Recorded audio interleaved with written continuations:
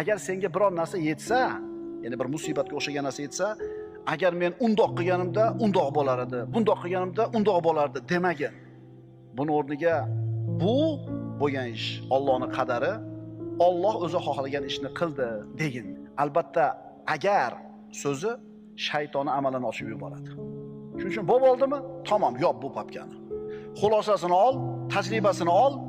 Bundan keyin senga dars bo'lsin shu ish, lekin andoq-bandoq agar degan gapni gapirma.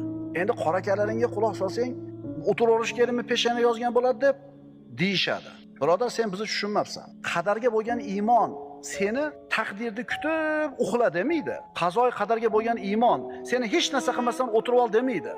Balki o'rningdan turganda taqdiring qanaqa ekanligini kashf qil deydi. Nima degani? Sen xohlayotgan natijaga sabab bo'ladigan ishni qil degan. Modomiki nima kelishini bilmaysanmi? Zo'r bo'lishiga shuncha keladigan narsani hamma sababni qilasan, shundan keyin nima deysan, nima bo'lsa ham taslim bo'lasan. Demak, Alloh shuni xohlagan ekan.